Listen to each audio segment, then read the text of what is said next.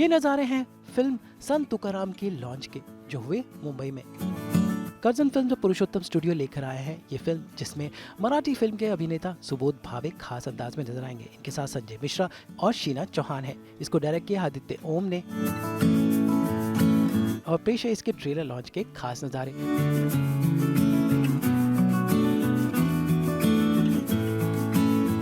अरुण गोविल साहब है, संजय मिश्रा है, शिवा है, शीना है और बहुत सारे एक्टर्स इसमें हैं जो भारत के हर एक प्रांत को रिप्रेजेंट करते हैं। देखिए, इस फिल्म की खूबसूरती भी एक है, इसका जो प्रोड्यूसर है वो चेन्नई से है, इसके कैमरामैन जो है वो हैदराबाद से है, इसके डायरेक्टर जो है वो लखनऊ में रहते हैं लेकिन तेलुगु फिल्म में काम करते हैं, इसकी जो हीरोइन है वो पंजाब से है। तो पूरे भारत ने मिलके संत तुकाराम को बनाया है। तो अब पूरे भारत ने मिलके संत तुकाराम को देखना भी चाहिए थिएटर में जाके। बस विनती इतनी है कि 18 जुलाई को सिनेमा रिलीज हो रहा है, आप ज़रूर जाइए।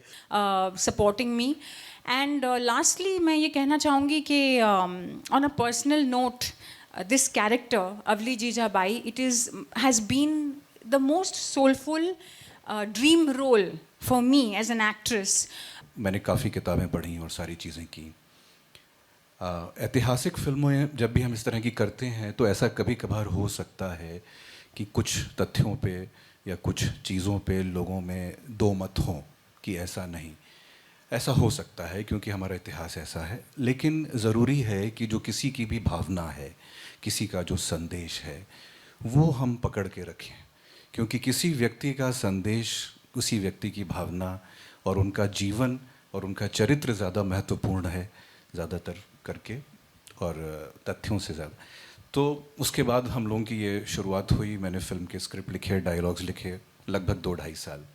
उसके बाद ये बात हुई कि ये फिल्म में जिसके ऊपर पूरी फिल्म डिपेंड करती है, निर्भर करती है, ये फिल्म कौन करेगा और ये फिल्म किसके।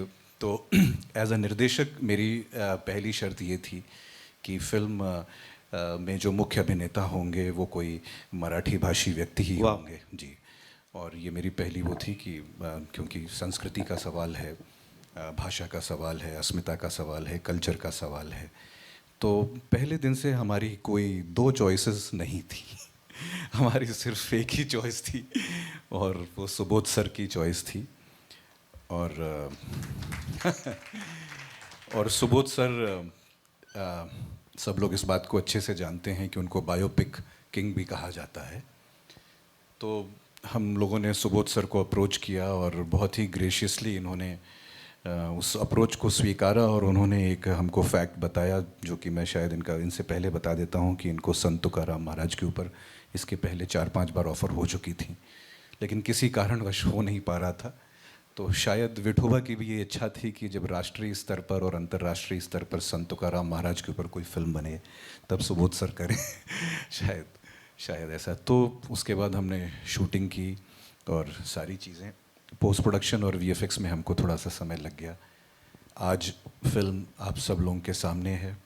हमने ये फिल्म बहुत ही प्यार से बनाई है और बहुत ही लगन, बहुत ही मेहनत और बहुत ही करेक्ट इंटेंट के साथ बनाई है। सभी कलाकार एक साथ जमा हुए और फिल्म के बारे में अनजानी बातें बताई। तो उम्मीद है कि संत तुकाराम की कहानी पूरे देश भर में सबको पता चले और ये फिल्म वही एक कोशिश है। मुंबई से ब्यूरो रिपोर्ट।